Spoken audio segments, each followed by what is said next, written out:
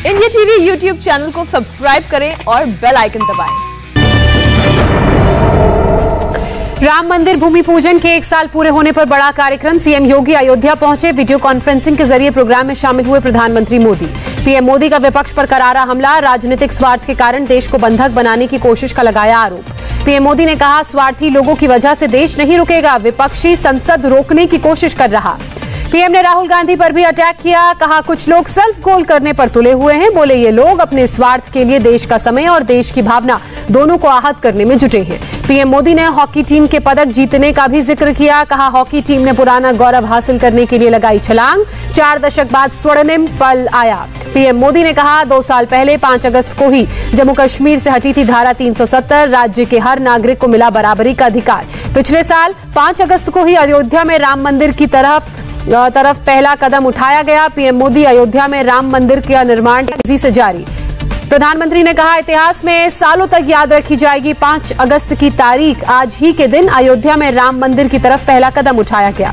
प्रधानमंत्री ने की योगी के वैक्सीनेशन ड्राइव की तारीफ। कहा, टीकाकरण के मामले में यूपी सबसे आगे, महामारी के वक्त भी नहीं रुकी परियोजनाएं।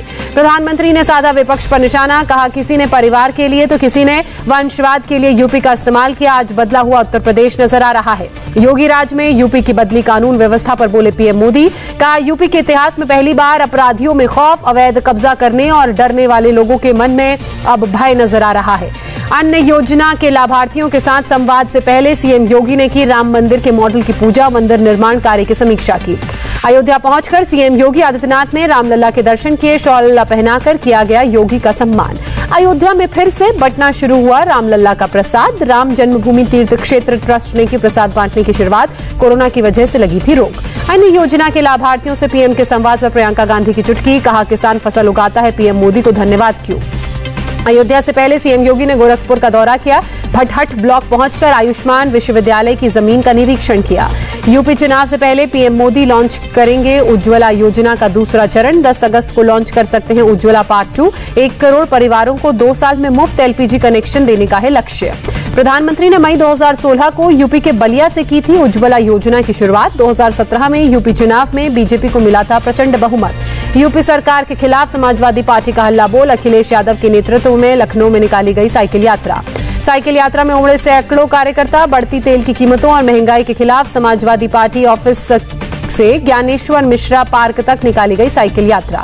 योगी सरकार पर अखिलेश यादव का हमला। कहा, सरकार हर मुद्दे पर नाकाम। नाराज जनता समाजवादियों को 400 सीटों से भी जितवा सकती है।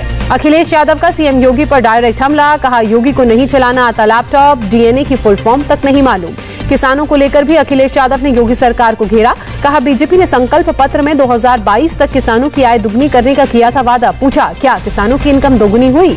अमित शाह के नंबर 1 वाले बयान पर भी अखिलेश यादव का हमला। नाकामी में नंबर 1 होने की जारी की लिस्ट। कहा, कुपोषित बच्चों से लेकर गंगा में लाशें बहाने तक में यूपी नंबर 1। अखिलेश यादव का दावा, बदइंतजामी के कारण बीजेपी को नहीं मिलेंगे उम्मीदवार। 400 सीटों से भी ज्यादा में जीत सकती है समाजवादी पार्टी। अखिलेश यादव की साइकिल यात्रा पर मायावती का हमला। कहा, ज्ञानेश्वर मिश्र पार्क को बीएसपी ने बाबा साहिब के नाम पर बनवाया था। एसपी सरकार ने जातिवादी सोच के कारण पार्क का नाम बदला। मायावती ने कहा, बीएसपी की प्रबुद्ध वर्ग की सफलता देखकर समाजवादी पार्टी को आई ज्ञानेश्वर मिश्र की याद। राजनीतिक स्वार्थ और सस्ती लोकप्रियता के लिए कर रही है नाटकबाजी। अखिलेश की साइकिल यात्रा पर योगी सरकार के मंत्री उपेंद्र तिवारी का बयान। कहा, जनता अब जाल में नहीं फंसेगी, 2022 में बीजेपी की सरकार बनेगी। अखिलेश की साइकिल यात्रा पर बीजेपी नेता जगदंबिका पाल का तंज। कहा, 4.5 साल से कर रहे हैं वर्क फ्रॉम होम। सीएम योगी हर मौके पर जनता के साथ खड़े नजर आए। आज से समाजवादी पार्टी के ब्राह्मण सम्मेलन का आगाज। बलिया में होगी शुरुआत। शरद पवार और मुलायम सिंह यादव की मुलाकात आज। तीसरे मोर्चे पर हो सकती है चर्चा। बीजेपी नेता रीता बहुगुणा के घर जलाने के आरोपी जितेंद्र सिंह बबलू बीजेपी में शामिल। रीता ने कहा, राष्ट्रीय अध्यक्ष उसे बीजेपी से करें बाहर। यूपी बीजेपी अध्यक्ष के साथ ओपी राजभर की मुलाकात पर भड़की एआईएमआईएम प्रवक्ता आसिम वकार ने कहा, राजभर बीजेपी के साथ गए तो उन्हें भी हराएंगे, उनका भी विरोध करेंगे। जिस प्रकार दरिया के दो किनारे एक नहीं हो सकते, ठीक उसी तरह AIMIM और BJP भी एक नहीं हो सकते, शौकत अली ने ये कहा। AIMIM के प्रदेश अध्यक्ष शौकत अली ने कहा, दरिया के दो किनारे एक नहीं हो सकते और वैसे ही AIMIM और BJP कभी एक नहीं हो सकते। यूपी के कैबिनेट मंत्री उपेंद्र तिवारी का बयान, राजनीति संभावनाओं का खेल है और आने वाले दिन में BJP के साथ आ सकते हैं राजभर। यूपी चुनाव से पहले पसमाना मुसलमानों ने मांगी सत्ता में हिस्सेदारी। अलीगढ़ में प्रेस कॉन्फ्रेंस करके कहा, मुस्लिम दलितों को भी मिले आरक्षण, जब सबका DNA एक तो सबको इंसाफ भी बराबर मिले।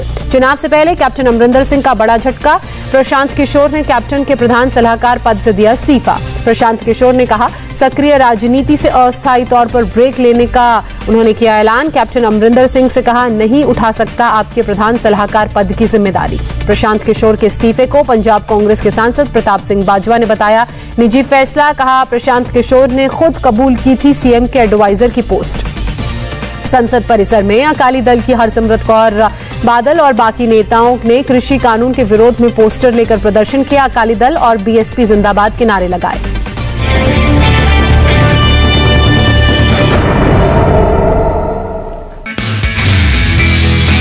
नमस्ते, मैं हूं मीनाक्षी जोशी।